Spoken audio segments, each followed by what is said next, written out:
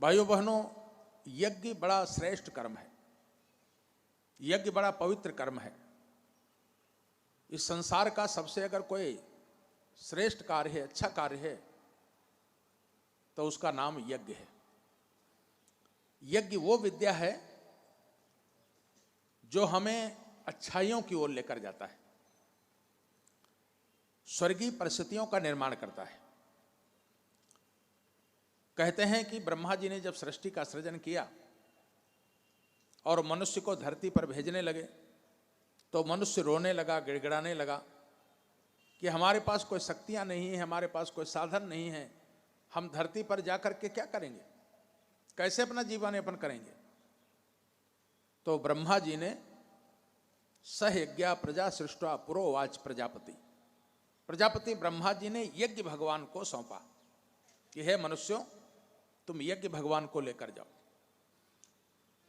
तुम्हारे यही पिता हैं, इनकी पूजा करना, यज्ञ करना, यज्ञ से देवता संतुष्ट होंगे और संतुष्ट हुए देवता तुम पर प्राण प्रजन्य की वर्षा करेंगे, साधनों की वर्षा करेंगे, समृद्धि की वर्षा करेंगे और तुम्हारा जीवन सुखपूर्वक व्यतीत होगा। यज्ञ समृद्धि का देवता है, गायत्री सद्भावना की देवी है, अभाव मिटा करके सद्भाव जगाती है।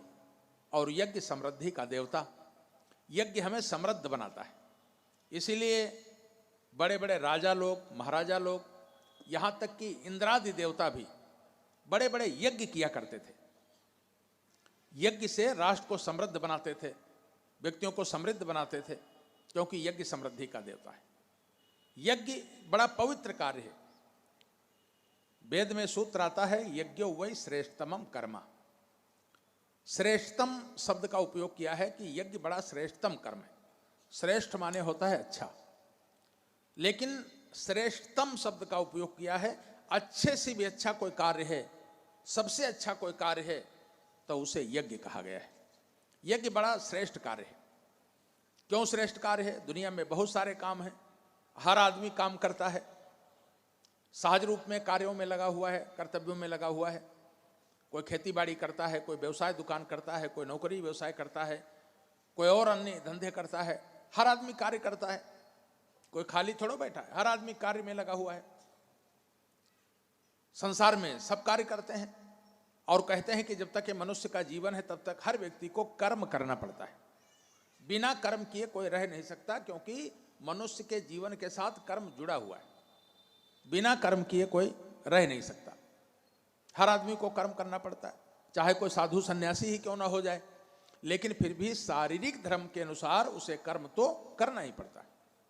और जो जैसा कर्म करता है उसका उसे प्रतिफल मिलता है।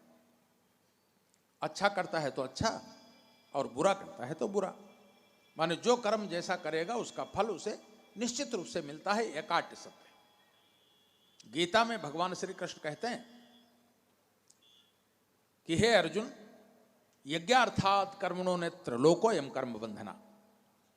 इस संसार में यज्ञ के अलावा जितने भी कर्म हैं संसार के, यज्ञ के अलावा जितने भी सांसारिक कर्म है वो हमें बंधन में डालते हैं। माने जो हम कर्म करते हैं वो हमारे जीवात्मा के साथ चिपक जाता है, बंधन बन जाता है। और जब तक हम उसका प्रतिफल भोग नहीं लेते हैं, माने उसका हमको फल नहीं मिल जाता है, तब तक वो कर्म हमसे छूटता नहीं है, वो कर्म बंधन बन जाता है। सूरदास जी कहते हैं, कर्म की रेख मिटे नहीं भाई। माने कर्म की ऐसी रेखा पड़ जाती है कि वो जब तक भोगा ना जाए तब तक वो कर्म समाप्त नहीं होता है। गीता कहती है, कर्मण्येवाधिकारस्ते मा फलेषु कदाचन। गहना कर्मणो गति। कर्म की गति बड़ी गहन होती है। माने जो हम कर्म करते हैं उसका प्रतिफल हमें निश्चित रूप से भोगना पड़ता है, इसमें कोई दो मत नहीं। ये काट्य सत्य।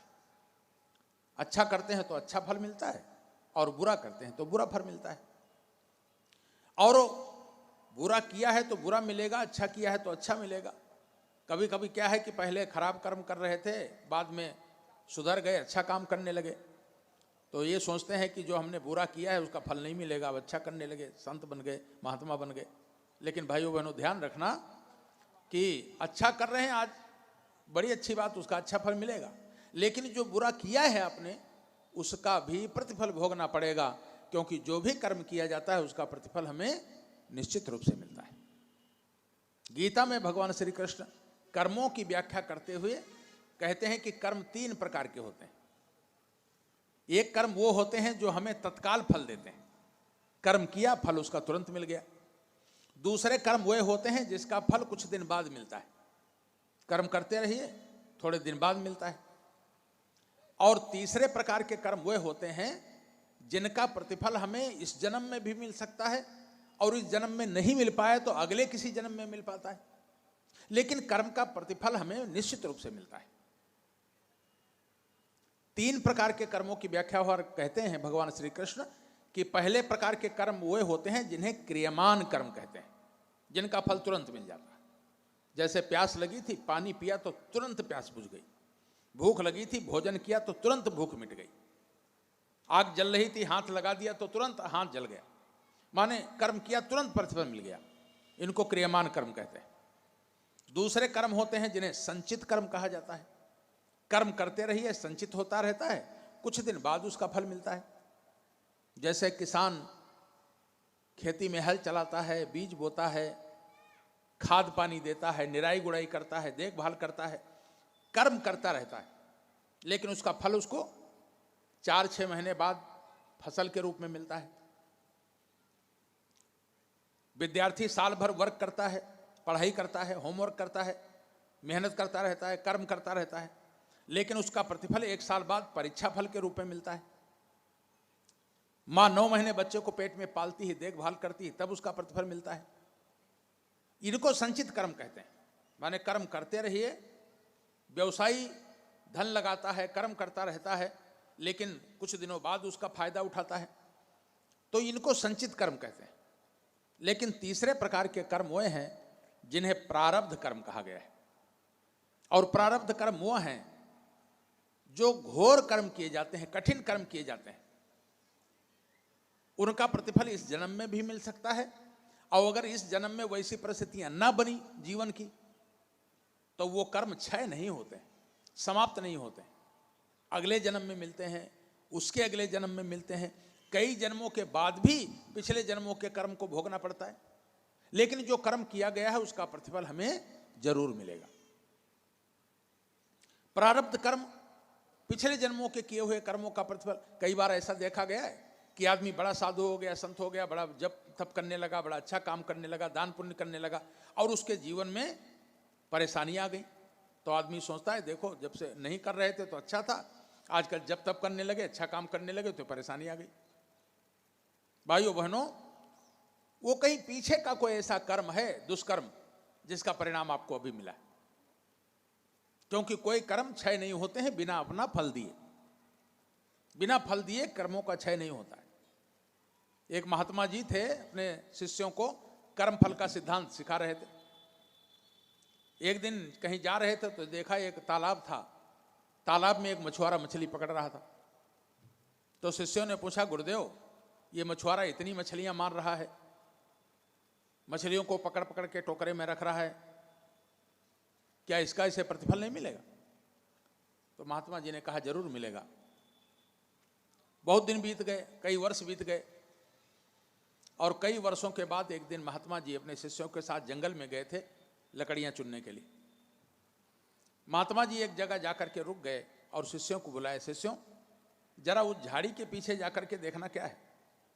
तो शिष्यों ने जाकर देखा तो बोले, गुरुदेव भागे डर के मारे, देखा एक बहुत मोटा सा अजगर पड़ा हुआ है। तो महात्मा जी ने कहा क्या है? बोले महाराज अजगर है। बोले थोड़ा नजदीक जाकर देखो। जाकर के देखा तो उसके शरीर से खून निकल रहा था, चोट लगी हुई थी, तड़प रहा था, और उसके शरीर में लाखों चींटियां लगी हुई थी, उसका खून पी रही थी। महात्मा जी भी नजदीक गए, शिष्यों को बुलाया और शिष्यों से कहा कि इस अजगर को देख रहे हो? बोले ये वही मछुआरा है जो उस समय मछलियां पकड़ करके खुश हो रहा था, मछलियां पकड़ पकड़ करके टोकरी में रखे जा रहा था, खुश हो रहा था। बोले ये वही मछुआरा अजगर बना है, और ये चींटियां वही मछलियां हैं। उस समय इनको मारकर वो खुश हो रहा था, आज इसका खून पी करके ये खुश हो रही। बोले उसी कर्म का प्रतिफल ये इसको मिला है।